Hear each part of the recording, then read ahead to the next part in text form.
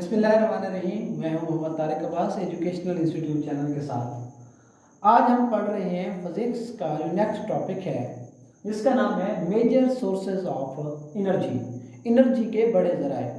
دیکھیں، انرجی کے بڑے ذرائع میں سورج بھی ہے، انرجی کے بڑے ذرائع میں جو تیز ہوا چلتی ہے وہ بھی ہے، اسی طرح سمندر جو ٹائڈس کے اندر جو لہریں پیدا ہوتی ہیں، سمندروں کے اندر جو ٹائڈس پیدا ہوتے ہیں وہ بھی انرجی کے بڑے ذرائع میں آتی ہے۔ اسی طرح جیو تھرمل انرجی، زمین کے اندر سے جو حرارت پیدا ہوتی ہے وہ بھی انرجی کے ذرائع میں آتی ہے۔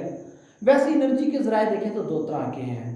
یہاں پر ایک تو ہم نے لکھا ہوا ہے نان رینیویبل، یعنی ایک وہ ہیں جو رینیویبل ہیں، دوسرے وہ ہوتے ہیں جو نان رینیویبل ہیں۔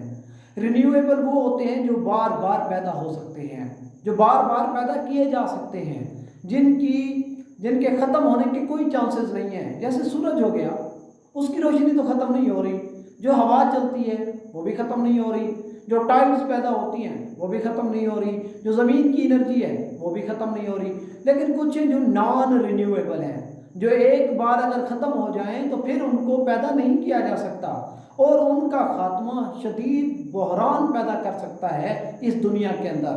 انہی نان رینیویبل کے اندر ایک مثال ہمارے پاس ہے فوسل فیولز کی۔ دیکھیں، فوسل فیولز بہت زیادہ استعمال ہوتے ہیں، چاہے ہم نے گھروں کے اندر چیزوں کو، پانی کو گرم کرنا ہو، یا گھروں کو گرم رکھنے کے لیے، یا پھر انڈسٹری کو چلانے کے لیے، یا پھر ٹرانسپورٹ کو چلانے کے لیے۔ ہمیں پتہ ہے ٹرانسپورٹ میں، قسمی ٹرانسپورٹ میں فوسل فیول استعمال ہوتے ہیں، ان کے اندر پیٹرول استعمال ہوتا ہے، سی این جی، ایل پی جی، یہ مختلف فیولز ہیں جو استعمال ہوتے ہیں۔ دیکھیں، جو فوسل فیولز ہیں، اصل میں ان کا نام فوسل فیولز کیوں ہے؟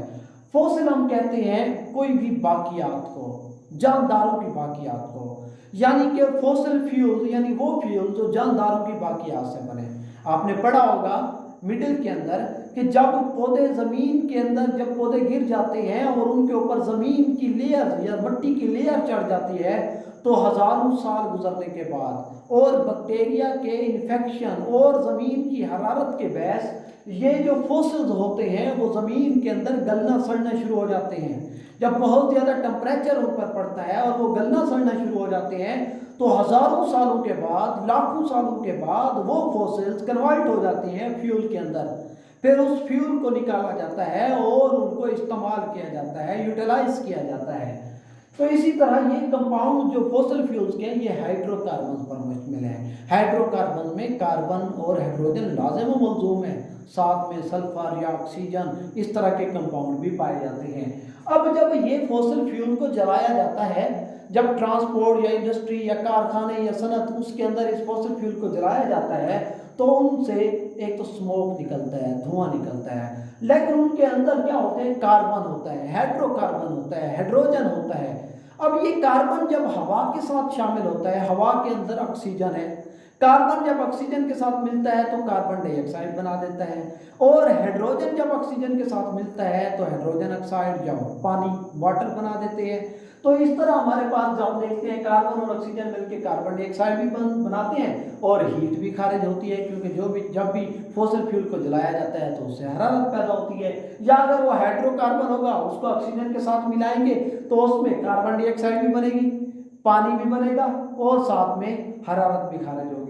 اسی طرح ہم دیکھیں، جس تیز رفتاری سے آج کے دور میں ہمارا سارا سسٹم انڈسٹریلائز ہو گیا ہے، صنعتی ہو گیا ہے، ترقی یافتہ ہو گیا ہے، مشینیں استعمال کرتے ہیں ہم، گاڑیوں کی بہتات ہے ہمارے پاس، ہر کوئی اپنی سواری لے کے گھوم رہا ہے، اور اسی تیز رفتاری کے ساتھ فوسل فیولز استعمال ہو رہے ہیں، اور اس طرح یہ تیزی سے استعمال ہو رہے ہیں۔ خدشہ ہے کہ اگر یہ ختم ہو گئے تو پھر ان کو پیدا کرنا ناممکن ہو جائے گا، اور پھر یہاں پر ایک سنگین بحران پیدا ہو سکتا ہے جس کو سنبھالنا آسان نہیں ہوگا۔